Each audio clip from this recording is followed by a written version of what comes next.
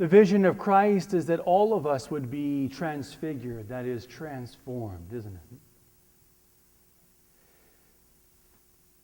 Jesus is the fulfillment of the old covenant, the law and the prophets. And he told us, he said, this is the fulfillment of the law and the prophets. Love your neighbor as yourself. Have you heard that before? Love your neighbor as yourself. Nice words, aren't they? I mean, they really are. It's wonderful. And it really is a beautiful statement. But I would like to suggest that most of us do not live it. Myself included, first and foremost. I think most of us love our neighbors much better than we do ourselves. Here's what I mean. If your car broke down and you need to borrow a friend's car, how would you treat that car? Most of us would treat it very carefully and very well, wouldn't we? And when we turned it back in, we would make sure it was all clean and filled with gas, and we'd be very grateful. Or if we had some honored guests over to your house for dinner, what do? We clean the house, we bring the good dishes out, and we are all on our best behavior, aren't we? How do we treat our own car? Not that cars matter. How are we when we're just with our own family?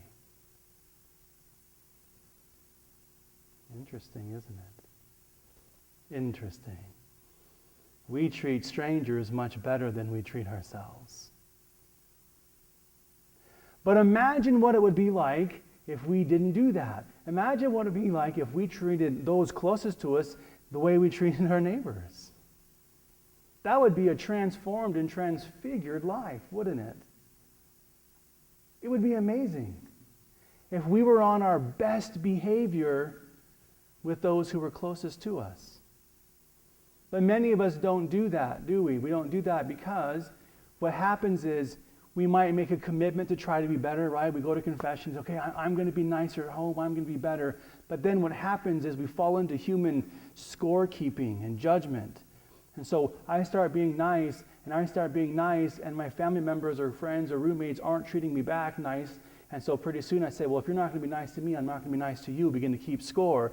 And so my action is going to be determined by yours. So I will be nice to you if you're nice to me. That's what ends up happening, isn't it? I'm tired of picking up after you, whatever it might be. It's not fair. And you're right, it's not. But let me ask you a question. Is any of that behavior present in the teaching of Jesus? Does Jesus ever say, your kindness should be predicated on how people treat you? It's not in here. Jesus never says, be nice to those people who are nice to you. Jesus never says, be good to people who are good to you. In fact, he says the opposite, doesn't he?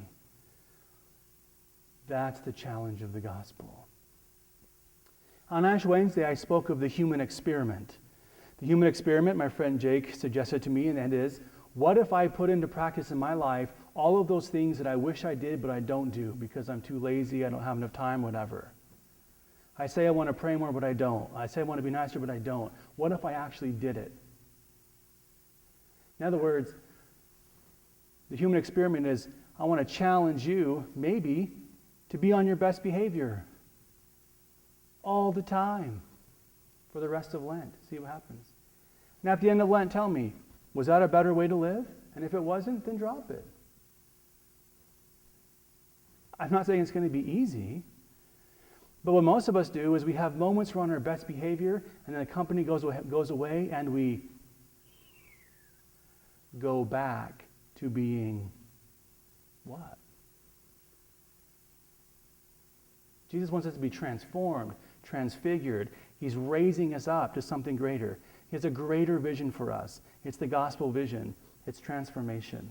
So brothers and sisters, there it is for you and for me. So go for it. I challenge you for the rest of Lent. Be on your best behavior, not just with the strangers and the guests, but with your own self and your own family. And just watch what happens.